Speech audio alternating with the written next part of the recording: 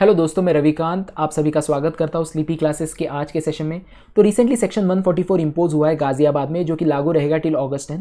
अब ये गाज़ियाबाद जो है ये उत्तर प्रदेश में आता है, बट सेक्शन 144 को कई जगह पे लागू किया गया है इन रिसेंट डेज, जैसे कानपुर, हावड़ा, इवन इन रांची।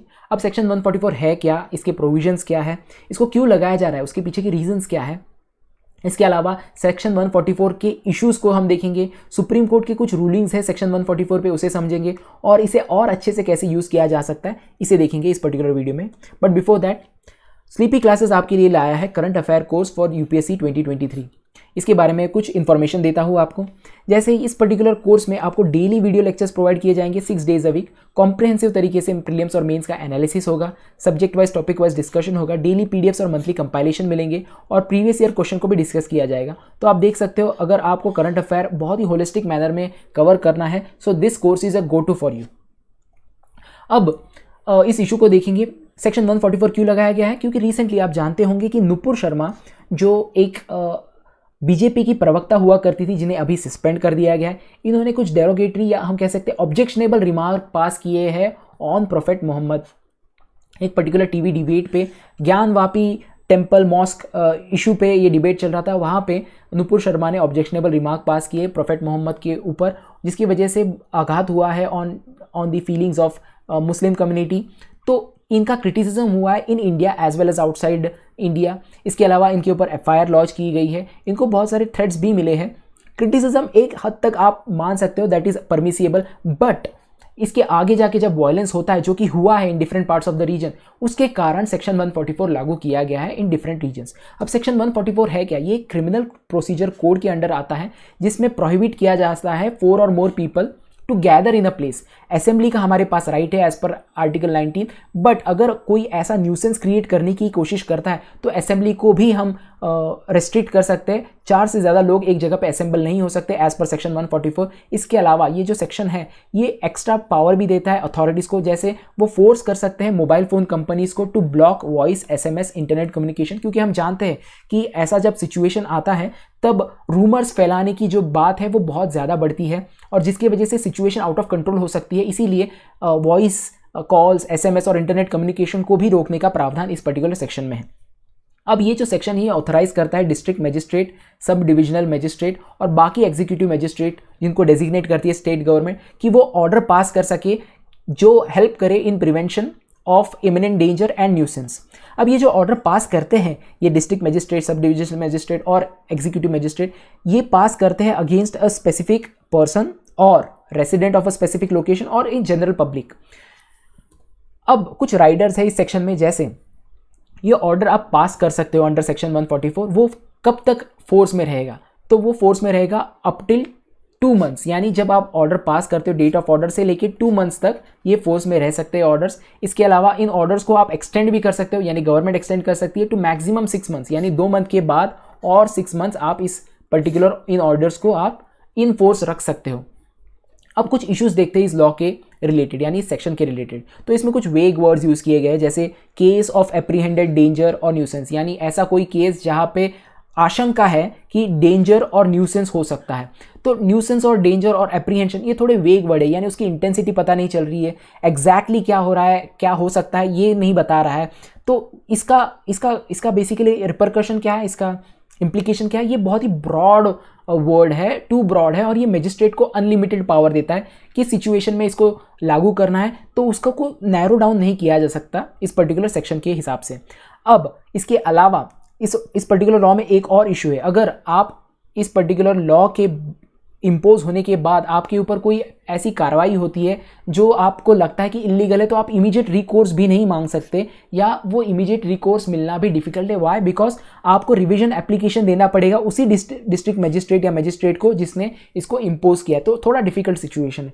इसके अलावा अगर आपकी फंडामेंटल राइट्स वायलेट होते हैं तब आपको कुछ सहूलत है यहाँ पे कि आप रिट पिटीशन जो है वो दर्ज कर सकते हैं हाई कोर्ट में अंडर आर्टिकल 226, बट ये बहुत ही लेंदी प्रोसीजर है, so in totality it becomes a difficult situation after section 144 is imposed. अब हम देखेंगे कोर्ट के कुछ ऑर्डर सेक्शन 144 के रिलेटेड, जैसे डॉक्टर राम मनोहर लोहिया केस 1967 का केस है। यहाँ पे सुप्रीम कोर्ट ने फेवर किया था सेक्शन 144 को। उन्होंने कहा था कि कोई भी डेमोक्रेसी एग्जिस्ट नहीं कर सकती अगर पब्लिक ऑर्डर ना रहे, और अगर हम अलाउ करें किसी सेक्शन ऑफ सोसाइटी को कि वो पब्लिक ऑर्डर को डिस्टर्ब करे तो हम कह सकते हैं डेमोक्रेसी एग्जिस्ट नहीं रह सकती, इसीलिए सेक्शन 144 जरूरी है। इसके अलावा 1970 में एक केस चला था Madhu Limaye versus sub divisional magistrate, जिसमें सेक्शन 144 की कॉन्स्टिट्यूशनलिटी के बारे में बात हो रही थी। वहां पे एक 7 जज बेंच को बिठाया गया था, जिसको लीड कर रहे थे, चेयरमैन थे मिस्टर एम हिदायतुल्ला। तो इन्होंने भी अपहेल्ड किया था कॉन्स्टिट्यूशनलिटी ऑफ सेक्शन 144, यानी सेक्शन 144 ये कॉन्स्टिट्यूशनल प्रोविजन है। इसके अलावा यानी इस पर्टिकुलर केस में जो Madhu Limaye versus sub divisional magistrate case है, कुछ रूलिंग्स भी दिए थे कोर्ट ने, जैसे ये जो रेस्ट्रिक्शन इंपोज किए जाते हैं अंडर सेक्शन 144, इसको आप violation of right of free speech and expression नहीं कह सकते, क्योंकि सेक्शन 19 जो आर्टिकल 19 जो फ्री स्पीच और एक्सप्रेशन देता है आपको, इसके अंडर एक क्लॉज भी आता है जो है रीजनेबल रेस्ट्रिक्शन क्लॉज, और उसके तहत ही ये सेक्शन 144 लागू किया जा सकता है। यानी आपको एब्सोल्यूट राइट नहीं है कि आप असेंबल करो कहीं पे, आप कहीं पे फ्रीडम ऑफ एक्सप्रेशन आप एग्जीक्यूट करो, उसमें भी कुछ रिस्ट्रिक्शंस है, कुछ रीजनेबल रिस्ट्रिक्शंस है, और उसके अंडर ये सेक्शन 144 आता है। बट इस पर्टिकुलर सेक्शन को कर्ब करने की कोशिश की गई थी सुप्रीम कोर्ट के द्वारा इन 2012, जैसे उन्होंने कहा था कि ये सेक्शन तभी लागू होगा अंडर एक्सट्रीम केसेस, जब केसेस एक्सट्रीम हो टू मेंटेन पब्लिक ऑर्डर, यानी आप पब्लिक ऑर्डर मेंटेन नहीं कर पा रहे हो, इतने एक्सट्रीम केसेस हो गए। और जो इमरजेंसी है, यानी इस सेक्शन को आप प्री प्लान नहीं कर सकते कि मैं इस सेक्शन को 144 को अप्लाई करूंगा इन से कमिंग डेज। सडन इमरजेंसी होनी चाहिए, इमरजेंसी का नेचर सडन होना चाहिए, और उसका कॉन्सिक्वेंस जो है वो भी सफिशिएंटली ग्रेव होना चाहिए। So these conditions have little bit curbed this particular section, but still we can see widespread use of it.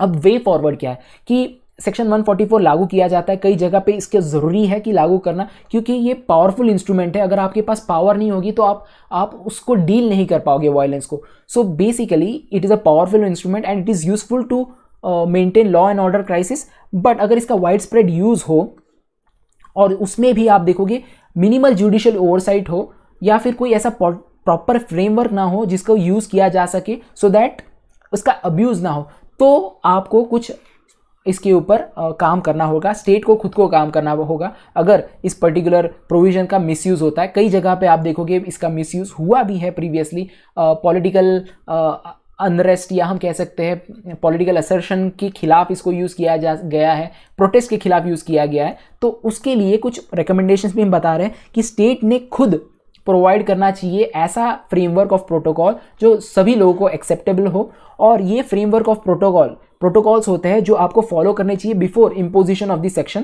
ताकि ये जो लॉ है इसका ऑब्जेक्टिव यूज़ हो, और जो एग्जीक्यूटिव की आर्बिट्ररीनेस है अपने विम के हिसाब से वो कोई ऑर्डर पास ना करे, इसको लिमिट किया जाए। इसके लिए आपको एक ऐसा फ्रेमवर्क ऑफ प्रोटोकॉल बनाना पड़ेगा जो एक्सेप्टेबल हो। अगर आप ऐसा फ्रेमवर्क बना लेते हो और उसको आप यूज़ कर लेते हो, तो हम बैलेंस स्ट्राइक कर सकते हैं between personal liberty, citizens right and law and order issue. तो ये था इस पर्टिकुलर इशू का होलिस्टिक व्यू। बट एंड करते समय मैं आपको कुछ हमारे कोर्सेज़ के बारे में बताना चाहता हूँ। जैसे आप देखोगे यूपीएससी 2023 के लिए जो भी प्रिपेयर कर रहे हैं उनको हमेशा दुविधा रहती है कि क्या पढ़ना चाहिए, कौन सा कोर्स अवेल करना चाहिए। ज़्यादातर क्लासेस में आप देखोगे पूरे कोर्सेज आपको साथ में इकट्ठा लेने पड़ते हैं, बट हमने क्या किया है कि बंडल रखा है, उसमें आप या तो पूरे बंडल को खरीद सकते हैं या फिर इंडिविजुअल कोर्सेज को आप अवेल कर सकते हैं फ्रॉम स्लीपी क्लासेस प्लेटफॉर्म। और इस पर्टिकुलर कोर्स में आपको मिलेगा कंटेंट वीडियो प्लस पीडीएफ, यानी कंटेंट आपको वीडियो के रूप में मिलेगा और at the same time PDF मिलेगा for both pre as well as main. Daily quizzes मिलेंगे जो आपकी स्टडी को और ज़्यादा अच्छे से उसको कवर करेंगे। इसके अलावा सिलेबस जो के को हमने पूरी तरह से कवर किया है, वो भी अपडेटेड कंटेंट के साथ, और मंथली करंट अफेयर्स भी आपको मिलेंगे। तो आप अवेल कर सकते हो इस कोर्स को और आपके प्रिपरेशन को और ज़्यादा सॉलिड बना सकते हो। So that's it from this session, let's meet in the next session, till then thanks and bye.